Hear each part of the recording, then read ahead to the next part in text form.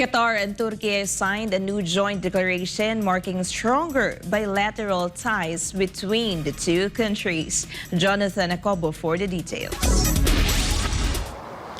Turkish President Recep Tayyip Erdoğan's visit to Qatar ended with the signing of a joint statement during his official visit to the Gulf state. Qatar's Emir Sheikh Tamim bin Hamad Al Thani welcomed Erdogan at the Lusail Palace in Doha on Tuesday. Both sides signed an official document that underlines their strategic partnership across a variety of fields, including political, diplomatic, economic, and commercial sectors. The two countries also pledged a $60 million joint investment to boost semiconductor production. Erdogan also presented the Qatari emir with the first electric car manufactured on Turkish soil as a gift during his visit. The two leaders even took time to drive around the palace to test drive the vehicle.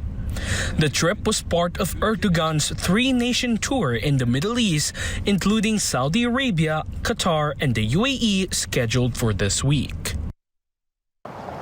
The signing of the declaration took place as both countries marked their 50th anniversary of diplomatic relations.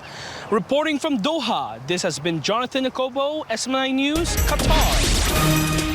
North Korea is reportedly not responding to calls from the United States over the soldier who illegally crossed the demilitarized zone from South Korea. Let's find out more from Sherry Hayes. American officials have yet to hear anything back from North Korea over an American soldier who suddenly bolted across the border from South Korea. 23-year-old Private Second Class Travis T. King is an American soldier on a tour of the Joint Security Area on the border of the Panmunjom village. Reports say he suddenly bolted between the blue buildings and crossed into North Korea. We are still gathering information, but we do not have any of those details at this point. U.S. officials said King crossed the border without authorization from the military. He was reportedly facing disciplinary action by the American military at that time. What we do know is that one of our service members who was on a tour willfully and without authorization crossed the military demarcation line. We believe that he is in DPRK custody.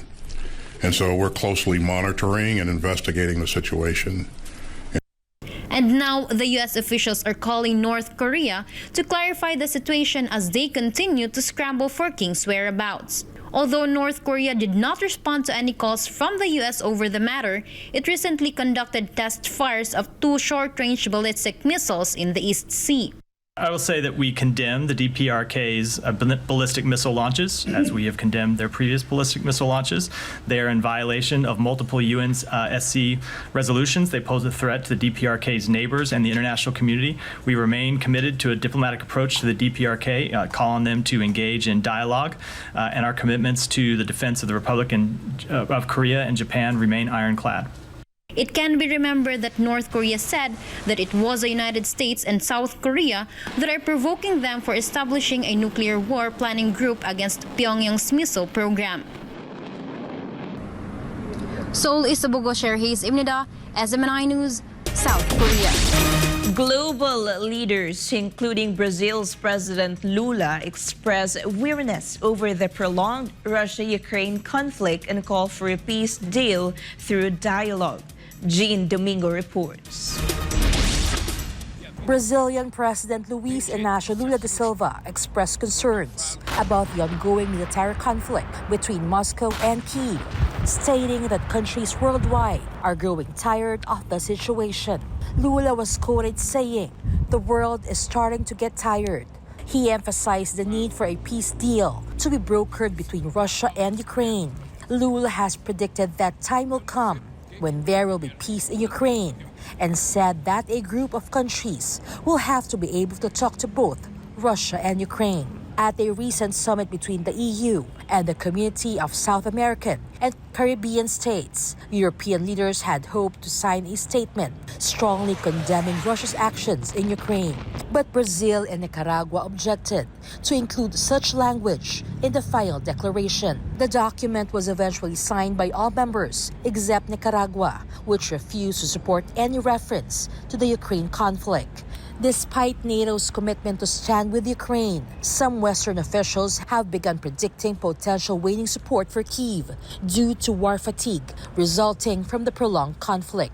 Lula has been pushing for a peace deal between Moscow and Kyiv. He opposed efforts to isolate Moscow as the sole point of culprit behind the ongoing conflict. The Brazilian president also stressed that Ukrainian President Volodymyr Zelensky and U.S. President Joe Biden were also to blame for the failed negotiations with Russian President Vladimir Putin to prevent the conflict from happening. Reporting for Newsline World, this has been Jean Domingo, SMNI News.